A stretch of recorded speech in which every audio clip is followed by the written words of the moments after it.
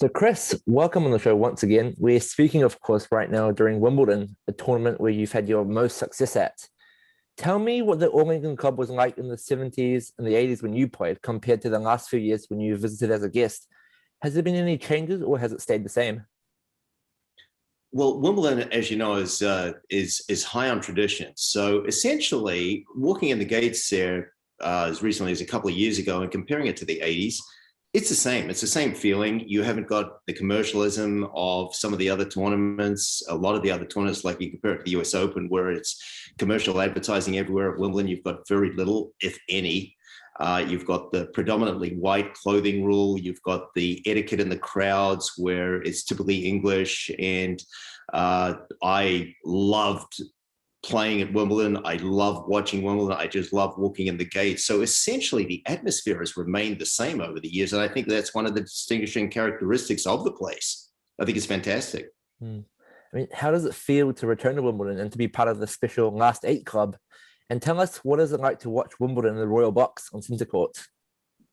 Well, from the very first time that I entered the gates, when I traveled there in 1974, when I landed in London after arriving from Auckland, the first thing I did was drop my bags off at the hotel. And I went out to Wimbledon to experience what it was like to walk around the grounds, because at that age, I was 16 years of age. I had read about Wimbledon, I'd watched it on TV, but I hadn't been there. And it was like a dream walking through the gates there. And I actually got goosebumps the first time I walked through the gates there in 1974. And it's the same whenever I go back. It's just meant so much to me over the course of my life, from playing imaginary Wimbledon finals in the backyard against my brother to actually walking in the gates when, at a time of the year, the tournament wasn't being held, but it was still very special, obviously, being there. Playing my first match there, winning junior Wimbledon there, playing my first centre court match there, playing a Wimbledon final there, returning there as a spectator. It's just an extraordinary venue and one of the great sporting venues in the world, actually, without question. And what are the perks of being part of the secret or exclusive Last Eight Club, everyone says? Well, obviously, you feel very proud of establishing a record there, having reached the final. That was the fulfillment of a dream. Obviously, it would have been nice to go one step further and win the title, but having reached the final and then essentially getting red carpet treatment every year as a guest of the Last Eight Club, where there is a dedicated place where you can stay during the tournament. You watch the centre court matches from the Royal Box. It's adjacent to the Royal Box, but it might as well be the Royal Box. It's best view in the house. You can bring guests there and you just get treated incredibly well by the establishment there. I just love, and I wish I was there this year, and it was unfortunate. Obviously, there was no tournament last year, but it's one of the highlights of my year still is going to Wimbledon and watching the event. I wish I were there now, obviously. And how about the grass at Wimbledon? Have you noticed anything different on the surface in the last 30 or so years? Well, obviously, the play there, the grass itself is different. It's slower than in my day. And I think the reason for that was that the rallies were becoming so short with the domination of the serves, like Pete Sampras, for example, that I think there was a concerted effort to slow the game up, where there was more rallies from the baseline and the rallies were longer. And they adjusted the speed of the grass to conform to that. So that certainly is a difference. You can't see the different grass, but you can certainly see the different style of play. And that's been a significant change. But aesthetically, aside from the sliding roof or the retractable roof and modernization of the seating, etc., but the coloring and everything else, it still feels the same. And I suspect that's going to be the case 50 and 100 years from now, Eric. Yeah, I mean, 1983 was probably the most memorable year of your career, but was that the year where you played your best tennis? Well, yes, you're right. It certainly was the most memorable year because reaching the final of Wimbledon was obviously the highlight of my career. Yeah. And I would say that the best tennis I played, certainly under pressure, was in the semi-final against Kevin Curran. Yeah. That match stands out as being the most significant and at the same time, the best tennis that I played. So obviously a Wimbledon final. The only other thing that's comparable was in 1982 when that is New Zealand, reached the semi-final of the Davis Cup and we beat Italy in the quarterfinals and went down in a close encounter to France in Aix-en-Provence. So 82 was also a very significant year. 1975 was significant for me when I won Junior Wimbledon. But I mean, obviously every year on the tour had significance, but 1983 certainly was the most. I mean, what about 1981? I've read that you reached 5 finals there, winning one of the titles. I think that was a pretty more significant, wouldn't you say? That was your best tennis? Well, yeah, I mean, consistently. It was the year also that I switched from the old wooden racket to the new Prince oversized racket, which that year for me was hugely significant because it was a major change using different technology. And initially, I wasn't even sure I was going to be able to make the change because the difference in the rackets was so significant that I doubted whether I was going to be able to make it. I spent 6-8 weeks in Melbourne trying to make the adjustment. I kept flip-flopping backwards and forwards as to whether I was going to make the change. I finally did. And then when I started performing well and the confidence I derived from that, and I went on to bigger and better things. But yeah, it was significant in the sense there was a racket change. And as you said, I made 5 out of 19 finals. And we talked about last time about the final match against McEnroe, but I think it'll be a missed opportunity if we don't touch on it. So I want to show you a photo on the screen. It's a photo from the final. I want you to describe to me what was going through your mind and how difficult was it to the process that match afterwards, I guess. Oh, that was a photo of the post-match ceremony on the center court where we were presented with the trophies, and essentially just a moment of contemplation, really, where it looks as though I'm just looking at John's trophy there. But that's a time when you sort of pause and reflect on what happened. And Final Wimbledon, it's one of the 2 or 3 most watched sporting events in the world, and to be a part of it and then look back and analyze and evaluate what happened is something that not many players experience. So that would have been, I wouldn't have been doing obviously when I was looking at that trophy, but it would have happened soon after. I mean, was it mentally difficult for you to accept defeat in a way?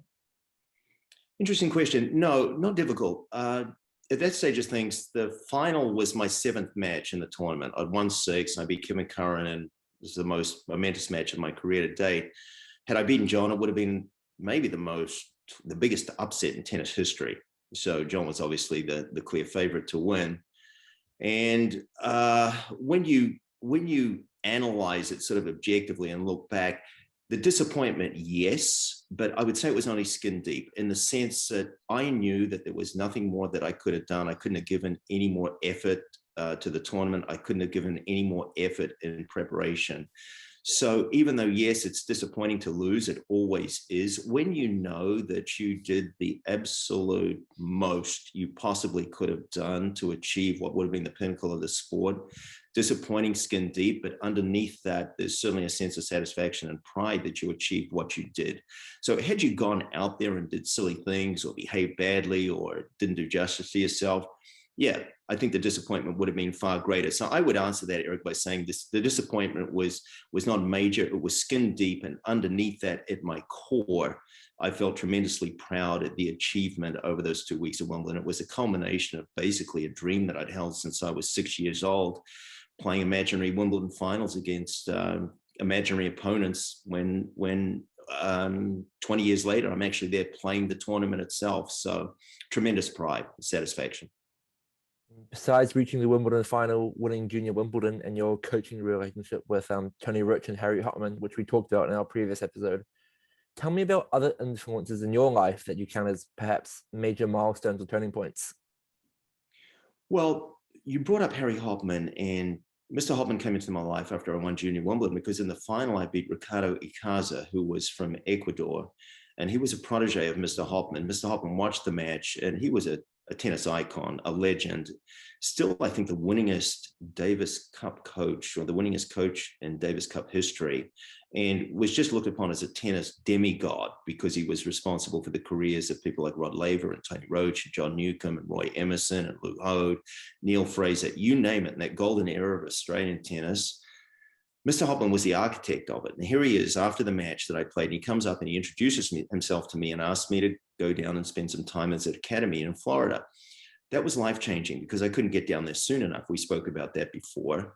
And as a result of that, I made a couple of calls to my best friends, Paul McNamee, Peter McNamara, who also used Mr. Hopman's academy as a base. So that was life-changing because I got to experienced the sort of training methods that the number one people in the world had benefited from for years and years. And here where I was, not only benefiting from those training methods, learning from them, but also being invited to dinner with such legends as Ken Rosewell and Rod Laver and Lou Hode, because they would come and visit Mr. Hoffman, and he would call us, and us being Paul McNamee and Peter McNamara and myself, and we'd just sit and listen to what life was like in the tour, where it was being spoken about by previous number ones in the world. So that was life-changing.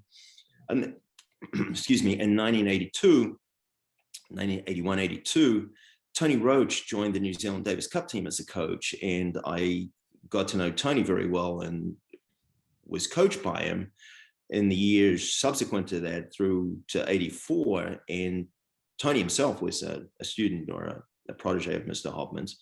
And it was sort of continuation of what I learned from Mr. Hoffman. He was a major influence, not just on my tennis career, but just off the court as well. He just conducted himself so professionally in every aspect of his life, and even invited me to stay with him and his family, where he had a private court, and we get out on the court every day and work on my game. And his daughters were playing as well. I'd occasionally play with them and got to know the family really well. Just a huge influence. And you say to yourself, okay, Tony's had an unbelievable career, but look at this family life of his. Look how successful it is, and look how he conducts himself. When you spend time with somebody at such close quarters and you get the benefit of observing how they live and how successful they are, it can't help but have a tremendous impact, which it did on me. So he was also a huge influence. And I would say that Mr. Hoffman and Tony Roach, certainly in a tennis context and even in a wider context, were the two biggest influences in my life, for sure. What about your shoulder injury? Would you say that was a turning point in your career in a way? Yeah, it was, because I was 19, 20 years old, and I'd risen to as high as, I think, around 40 in the world. And it happened pretty quickly, because I went from being the top junior in the world to now knocking on the door of a highly successful international career as a pro. And I was ranked in the 40s. I was starting to beat players in the top 10. So at that age, you sort of think you're invincible. And then when I got the shoulder injury, you realize that you're not. And for 7 months, I didn't play any tennis. I watched my ranking slide. And then the doubt starts creeping in. You think, oh my gosh, what if this shoulder injury never heals? What is the future that I felt was a certainty hold for me then? And you start having these doubts about what until that time you were certain was going to happen. Now you weren't. So fortunately, the shoulder, it healed nicely, and I never had any trouble with it again, but I was out for 7 months. And those 7 months certainly did taught me. They did teach me how much I love tennis and how much I was going to look after myself subsequent to the injury, because of the debilitating effects, not just physically, but psychologically as well. Just thinking that your career can be shattered because of one unfortunate incident, as it has been for a number of players. You know, it's a professional sport is a gamble. And last time you talked about your friendship with Vitas Gerulaitis, who you played doubles with and practice with, and you told me you stayed in his place in New York before the US Open. What would you say was your fondest memory with Vitas? Well, I think just to sort of give the context, I think in the era that I played, it's often referred to as the rock and roll era, tennis's rock and roll era, the golden age of tennis. And Vitas was the pinup boy for the rock and roll era. He was an international superstar, not just in a tennis sense, but in a sporting and even in a wider sense, to the extent that he'd be walking down the Champs-Élysées in Paris, or he'd be walking down Fifth Avenue in New York, or it didn't matter where he was. He would turn heads. People recognized who he was, and he was incredibly flamboyant, incredibly charismatic. He lived life to the fullest, and he would hang out with people like Mick Jagger of the Rolling Stones, or Keith Richards, and you name it. He was right in that circle. He spent as much time in New York nightclubs as anybody, and he was seen as one of the biggest playboys in the world during the time. So what was overlooked, though, he was an unbelievably hard worker. And just as he partied hard, he certainly played hard, and he practiced hard, and he did everything to the fullest. He lived life to the fullest extent. And spending time around him was incredible, because it was just nonstop fun. And I loved the way he practiced. I loved the way he would train off the court. I was living in Manhattan, and I would go out to his place in Long Island. We would train at his place. His parents lived next door. He had a gym there in his house. It was just magnificent. The same thing with Bjorn Borg. He had a place in Long Island as well. So, those truly were the days, because, imagine you're playing the US Open and, he would drive around New York with his convertible canary yellow Rolls Royce with, being a major superstar. And, tennis, they were flamboyant days. And to be right in the middle of that was something else. I would say that if you compare the popularity of somebody like Gerulaitis or Borg or McEnroe back in the 80s with how well known people like Federer and Nadal are known today, I don't think there's any comparison. I think that Gerulaitis and Borg and Jimmy Connors and John McEnroe were comparatively far bigger superstars in the 80s than Roger and Rafa are today. And that's not any criticism of Roger and Rafa. It was just tennis's rock and roll status in the 70s and 80s. And tell me, where were you when you heard about his death, and what was your reaction? I was actually in New Zealand, and I was in St. Heliers in Auckland, and it came over the radio. And it said that a 42-year-old tennis star had died in circumstances that they were investigating.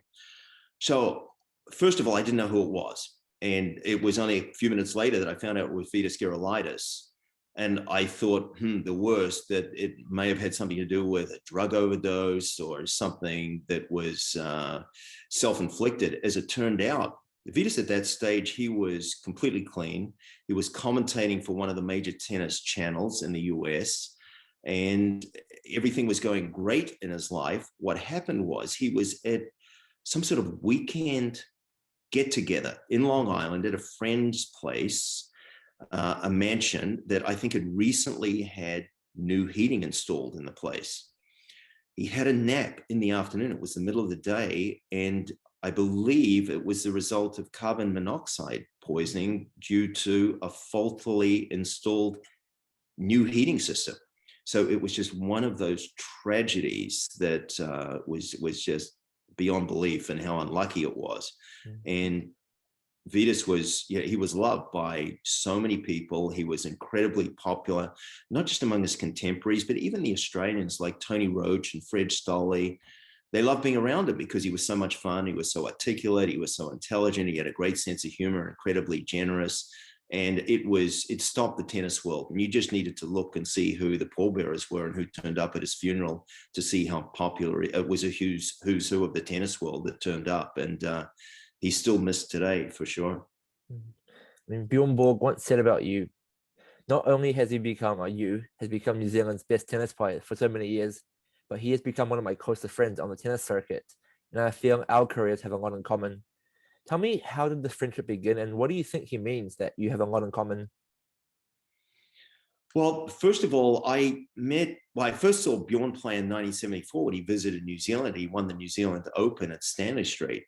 And I think he beat Oni in the final. It was something like 6-4, 6-4, 6-4. And in 72, 2 years earlier, he'd played Oni in a very famous Davis Cup match in Sweden and came back from a couple of sets down. I think he was down in the third set. He came back, and as a 15-year-old, he beat Oni, who at the time was one of the best tennis players in the world, which was an incredible achievement. And then when he came out to New Zealand, having read about him and watched his development, watched his progress for the previous 2 years, couldn't wait to see him play. And I watched him win the tournament in Auckland. Didn't get to know him then. However, I played him in Sweden a few years later in the quarterfinals at Boystad, and we had a great match. He won the tournament. He beat me in the quarters, but it was about a 3-hour match. It was a real battle, and we got to know each other a little bit then. After that, we did an exhibition tour together in Asia and New Zealand.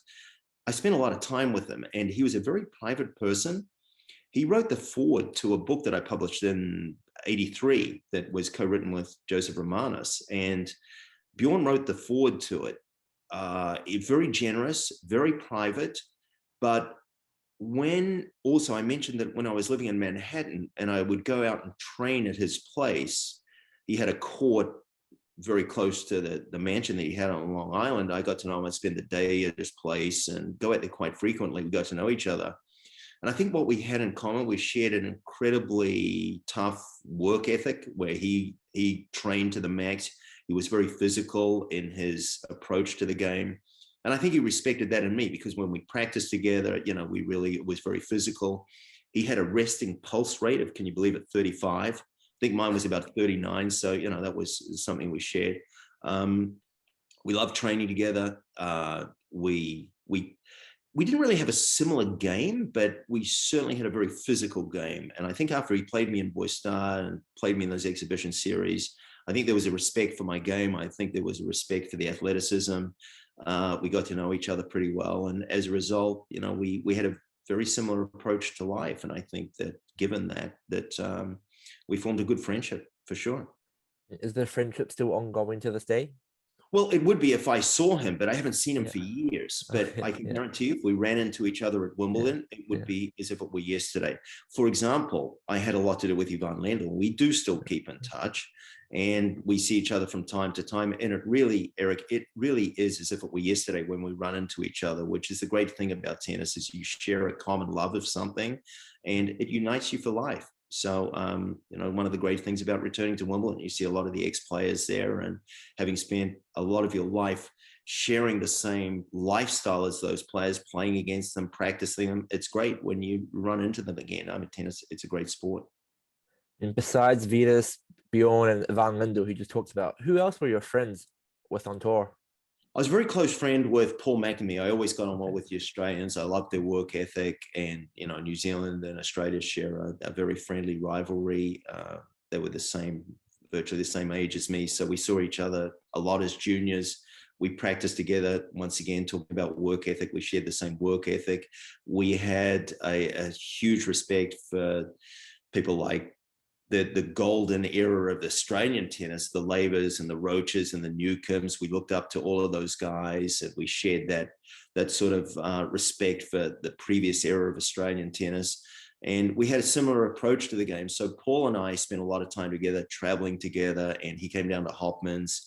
And in those days, it was very different because there wasn't the same sort of entourage that there is today, where it's much more isolated, and there's not as much camaraderie. So people like Peter McNamara and Paul McNamee and myself, we would sit down and we would discuss the games, and we sort of saw ourselves as students of the game. And it was a shared sort of a knowledge. So you would gravitate towards people that had the same sort of outlook as you did. And Paul and I certainly shared a very similar outlook, and that drew us together. And, you know, he's another, we occasionally keep in touch. I haven't seen him for a while, but were we to see each other, it would be just like old times, I can guarantee it. Is there a player that you would have liked to play against in your era that you didn't play, or perhaps that you would have wanted to play more against? Not really, because I think I played pretty much every one that there was to play. If you would have taken all the Wimbledon finalists over 2 decades, my guess is that I would have played all of them. So pretty much anybody who was anybody in the game, I would have played them at that time. So during my era, no, I wouldn't say there were people that I didn't play that I would have liked to have played. I could say the opposite, though, that there were people I did play that I didn't want to play again. For example, John McEnroe, like I played John 3 times. And the matchup was just not something that my game was suited to. So he was by far the most difficult opponent that I experienced, because he was so unique and so different. You never ever got to play against anybody who was remotely similar.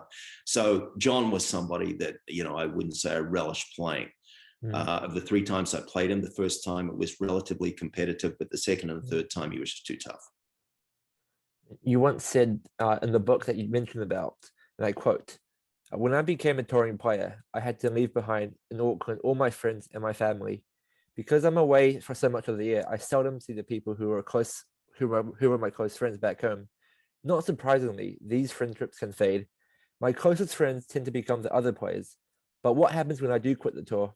I don't see the players anymore, and I'm a decade or more out of touch with people back home." I was wondering, do you think this personally has changed you as a person for the better or for worse? It's an interesting trade-off, because New Zealand for a tennis player is difficult because it's geographically isolated. So if you want to pursue tennis as a career, these are the decisions you have to make, Eric, and the philosophical decisions is do what means more to me, my friends, my circle of friends, my social life, my career that is going to involve traveling. It's going to mean time apart from the people that I'm very close to. And does tennis mean enough to me where I'm prepared to forego all that, leave it behind, and pursue a career that there's no guarantee of having real success with? So these are a big, big decision. So if you reduce it to a philosophical approach and you say to yourself, okay, what's in my self-interest here? What means more to me? And you've got to project ahead and say, if I don't give this my best shot, will I live to regret it? And the answer for me was yes. And it was not easy knowing that you were going to be leaving Auckland for a good 10 or 11 months of the year. You wouldn't be returning home to see your family and your close friends. You might leave in February or March and you come back in November or December. That's a long time away from your circle of friends. And inevitably, there's going to be a distance that develops between you and those friends. Fortunately, not with the family, because family's always family. However, it's not easy. And you'll be away for 3, 4, 5, 6 months. You'll be going through a bit of a slump. You feel a little isolated. And on top of it, I think what actually makes it tougher for a New Zealander is that you're playing against people that can easily repair to their own homes, or their own base. Like an American can go back to their place in whatever state they live in, or in Europe, the same thing. They can travel for a couple of weeks and go home. In my day, New Zealanders didn't have the luxury of doing that. You left for a year. So it was difficult, but at the end of the day, it was a conscious decision. And I felt it was absolutely in my self-interest to do it. Would I do it again? In a heartbeat. I loved every second of it. Although, like anything else, there are challenges. But it's something that you've got to go into with clarity. You've got to give it some thought. And tennis is a game that's just not suited to every personality. It happened to be suited to mine, because I don't mind my own company. I don't mind traveling by myself. I love visiting new countries, and I feel as though I can adapt pretty well wherever I am. So it suited me, but you couldn't say that about everybody. And did I find it difficult to the extent where I had any regrets? Absolutely not. Were there times when I wished I could have been around my friends and my family when I wasn't able to be around them? Absolutely. But at the end of the day, when you consider the full context, I thought 100% for sure that it was the right decision, no regrets. And as I said, I would do it again in a heartbeat. I mean, you still don't answer the next question, but because of your sacrifices to play professional tennis on the circuit, was reconnecting with your childhood friends even difficult when you retired in 1986? And is it perhaps something you struggle with even to this day? Well, yes. I mean, you often wonder, what would have happened with some of those friendships had you been able to pursue them because you didn't leave New Zealand. But then again, you got to look at the word sacrifice and say, did I make a sacrifice? Or would it have been a sacrifice had I not played tennis and pursued a completely different direction? And that's where you've got to make the unbalanced decision and say to yourself, what would be the sacrifice here? Am I going to make the sacrifice? Is it going to be my tennis? Because that to me would have been the sacrifice. Can you imagine, Eric, from the time it was actually 11 years old when I first got to see the best players in the world play at the Benson and Hedges Open in New Zealand. When tennis went open, there was Laver, there was Roach, there was Rosewell, Billie Jean King was out there, Margaret Court was out there, Pancho Gonzalez even played. So you've got all of these great players, and it was there that it dawned on me that, hey, I can do this for a living. So to then make that decision as an 11-year-old, live the next number of years until I traveled when I was 16, just dreaming about pursuing tennis as a career, and then to say to yourself, no, you know what? I'm not going to do it. I've changed my mind. I'm going to forego it. I'm going to live in New Zealand. Now that would have been the sacrifice. Yeah. Pursuing it wasn't a sacrifice, even though there were challenges. If I had have retired before I even started, that would have been the sacrifice, Eric. Do you have any regrets looking back, if there are any? And how have you tried to coach your academy students not have the same regrets you have had? No, I think, no. I mean, there are things that you would do differently, but I wouldn't classify them as regrets in the sense that you cannot have omniscience. You cannot make decisions based on knowledge that you have today that you didn't have then. So you sort of put yourself back in the shoes of a 17 or an 18 or a 19-year-old who's making life decisions based on the knowledge that he has. Now, if I had the knowledge today and I was in exactly the same position, would I do things differently? Yes, I would. But I didn't have the knowledge then that I've got today. And it's a dynamic process. So, every year, every month, every week, you're learning new things. And as a result of that new knowledge, you come to different conclusions. But I can honestly say that I think I was pretty thoughtful in the way I treated my career. I evaluated things, I think, pretty thoroughly. And then after due consideration, I'd respond to them accordingly and move on to what I thought was going in the right direction. So no regrets. I wouldn't do things differently. If I were in the same shoes, I would do things differently if I had the knowledge today that I didn't have then, for sure. What would you do differently? Well, the first thing was, Tony Roach. I mean, I didn't get to have an involvement with Tony until I was maybe 22, 23. Yeah. So if I would have had access to Tony earlier, for instance, knowing the impact that somebody like that can have on your tennis, I can say straight up that I would not have made a Wimbledon final had it not been for Tony's guidance and Tony's input, for sure. So if I would have had access to somebody like that when I was, say, 14 or 15 and had the ability to pursue it, I would have been a far better tennis player without a shadow of a doubt. But I didn't have access, and I didn't understand at the time just how influential and how beneficial it can be having access to that sort of knowledge. So instead of making all the mistakes that you make as a result of making your own observations and having somebody who's experienced in that life being able to give you the benefit of their experience is massive. So they can, save you months in fast tracking your development. There's one area right there, but you didn't know. Yeah. And Chris, I've read somewhere that you've had a fear of flying. How did this phobia come about? It came about, I actually used to love flying. And I look forward to getting on flights. I had 3 really, really horrendous experiences, one of which was over the Amazon jungle. We flew out of Bogota into an electrical thunderstorm and lost 2 out of 4 engines. And being in a plane that I was virtually certain was going to crash, and the reaction of people around you who were also certain the plane was going to crash, that was just an absolutely horrific experience. And then that was followed up by 2 further flights where there was a fire in the plane, and then there was another instance that wasn't good. And all 3 were emergency landings. So I certainly lost my appetite for flying after those 3 experiences. However, today, I wouldn't say that I'm someone who looks forward to flights, but they don't really bother me that much either. I'm over it. I've read somewhere that you wanted to get an aisle seat every time, was it? Yes. Yeah, because I just felt that if there were an emergency that you would have far easier access getting off the plane, get out of it quicker. That was the reason for it. Yeah. I mean, I wanted to show you a few videos. I think it'd be a missed opportunity if we don't go through some of your matches. A few of you playing when not involving you. I want you to tell us what you see, I guess. So the first one is you playing Yannick Noah in the 1982 Davis Cup semifinals. This is the last game of the match.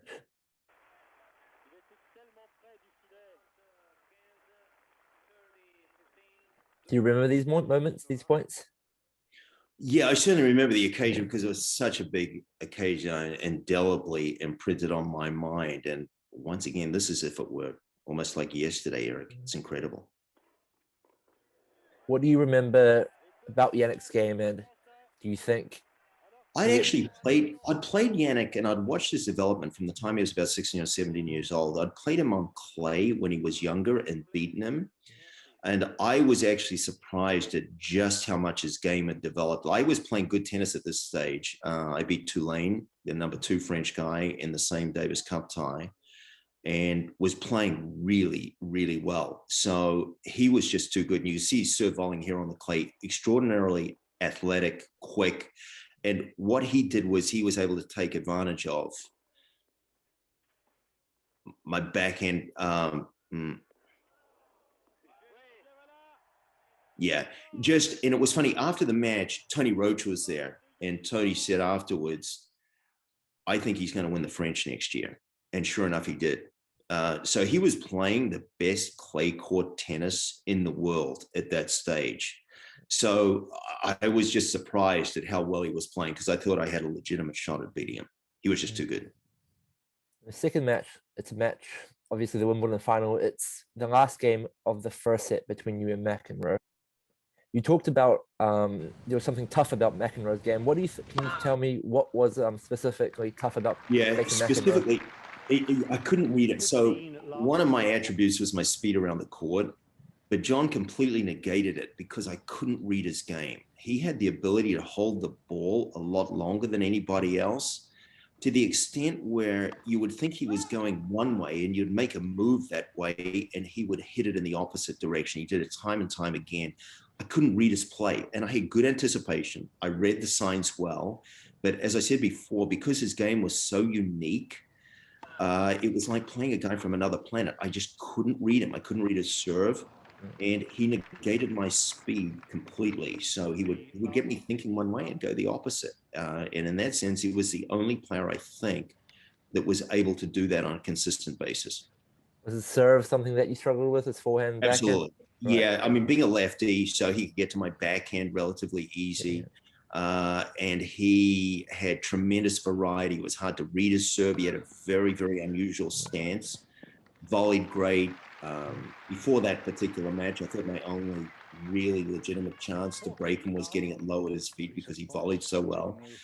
But with the serving ability that he had and my inability to read it, I couldn't get to his feet. So he was always volleying above the net, and I wasn't able to implement or execute the strategy that would have been effective, but wasn't. I mean, look at that. I mean, the serve was too tough.